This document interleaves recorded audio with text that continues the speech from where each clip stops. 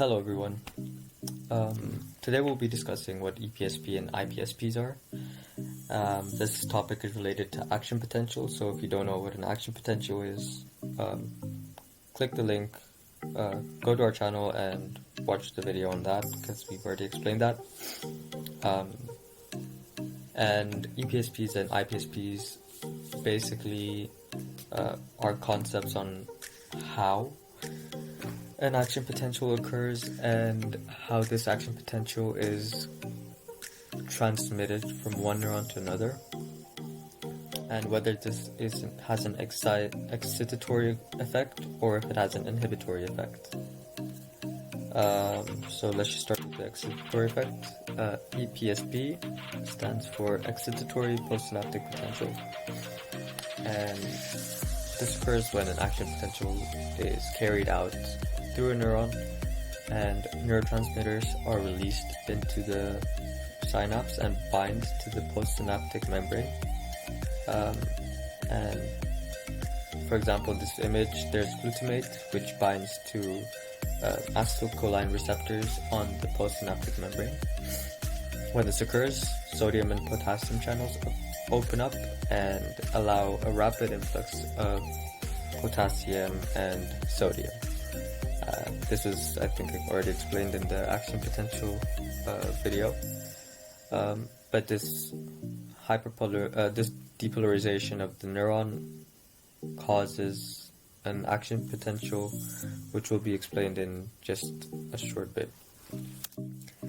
Then there's the inhibitory postsynaptic potential, which occurs after an action potential occurs, and if there's neurotransmitters which are inhibitory, such as GABA neurotransmitters, these bind to receptors such as GABA receptors on the postsynaptic membrane and cause the ion channels to open. So in the case of GABA, it binds to GABA receptors and causes chloride ions channels to open and cause a rapid influx of chloride ions.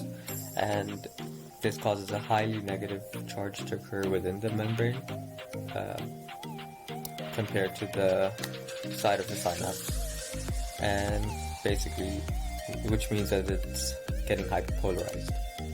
So why does this positive, why do the positive charges within the cell cause an action potential, but the negatives cause an inhibition of the action potential? Well, this is all related to the reversal potential, the EREV, as you see in the images. This is a potential at which there's no net flow of a certain ion from one side of the membrane to the other side. So you can imagine once the ion channels are open and a lot of these ions flow into the cell would want to go back to its natural resting potential to be balanced out, and would therefore approach this reversal potential to be able to go back to its original state. And the potential of this is important where it is. So in the case of image A, which is related to the glutamate neurotransmitter, this reversal potential is equal to 0, whereas the action potential threshold is equal to minus 40 millivolts, and the resting potential is equal to minus 60 millivolts. So once the ion channels are opened, glutamate activates the synapse. This causes the postsynaptic membrane to be depolarized, and the potential would want to reach this reversal potential to be able to go back to its resting potential. And as doing so, because the resting potential is higher, the reversal potential is higher than action potential threshold, to be able to reach this reversal potential, it has to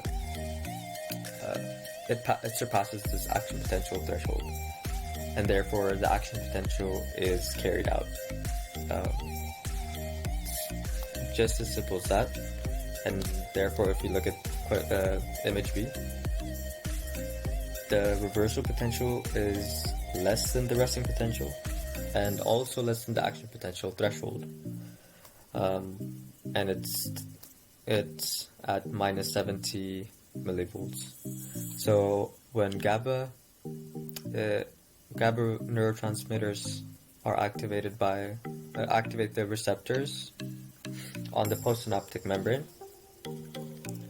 this causes chloride ions to enter the cell, causes a hyperpolarization of the cell, and to be able to go back to a more positive potential, it has to reach this reversal potential. So this is at minus 70 and goes in the opposite direction of the action potential threshold. Therefore, the action potential could never be reached and is therefore inhibited. I hope this explains any questions you have about EPSP and IPSP. If you have any questions, feel free to ask in the comments down below. And feel free to like and subscribe our channel, and to like our video if you like our content.